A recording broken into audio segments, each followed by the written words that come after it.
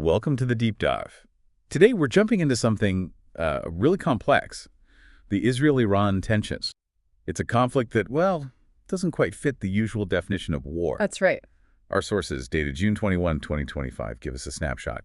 So our goal here is to quickly get the main picture, pull out maybe some surprising details from the material. It's definitely not your standard conflict narrative. And I think the most critical point right off the bat from these sources is that as of June 2025, there's no formal declaration of war between Israel and Iran, that is. Okay, no formal declaration, that's key. Absolutely key. But, just because it's not declared doesn't mean there's peace. Far from it. Tensions are incredibly high.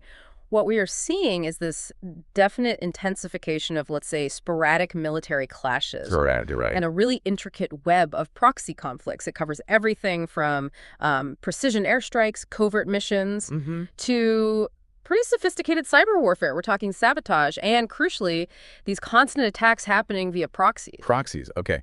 Yeah, for instance, the sources mention a rise in things that look like, well, Stuxnet-style cyber attacks aimed at industrial controls. So the digital battlefield, it's just as active as any physical one. So no declaration, but still very active, fighting across different domains. It makes you wonder, what's the strategic thinking there? What do the sources suggest they gain by, not declaring war? Well, that's a great point. It really gets to the heart of how modern conflicts often work. Right. Avoiding that formal declaration, it allows for deniability, plausible deniability, and it helps prevent things escalating into a massive, all-out regional war, which nobody seems to want. Okay, that makes sense. Deniability, avoiding escalation. So geographically, where are these undeclared clashes happening most intensely? Where should we be looking?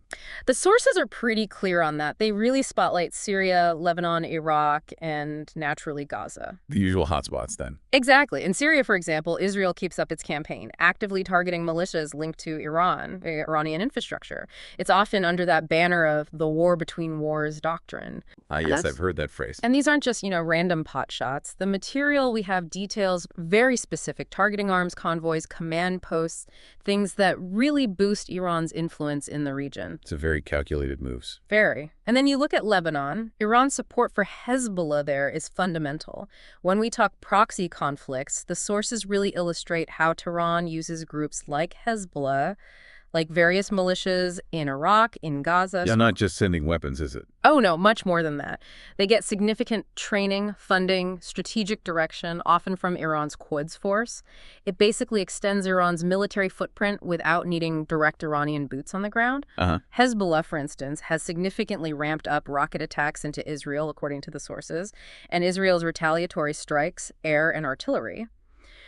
Well, it creates this tragic ongoing cycle of civilian casualties on both sides. It's a devastating cycle. And it's not just land. The sources also talk about multiple incidents at sea. Iranian naval forces, ships linked to Israel and the Red Sea, the Persian Gulf. There are reports Iran might be using mines, even seizing ships connected to Israeli interests. It's truly multi-domain. Wow. Okay, so it really is this constant, maybe lower-level intensity compared to all-out war, but highly strategic. Across land, air, sea, cyber, this deep dive really paints a picture of intricate, ongoing tension. It's like a high-stakes chess game, really, that just doesn't fit neat labels. It's definitely not black and white, but this complex, shifting picture, just like our sources lay out. Absolutely. And, this complex reality, it brings up a really important question maybe for you, the listener, to think about. Yeah. If this kind of undeclared, proxy-driven, multi-domain conflict is what war looks like now in the 21st century, how does understanding that fundamentally shift how we think about traditional warfare? And what does it really mean for stability, regional, maybe even global, when major players avoid formal declarations but still engage in these significant and often devastating military actions? Yeah. Something to consider.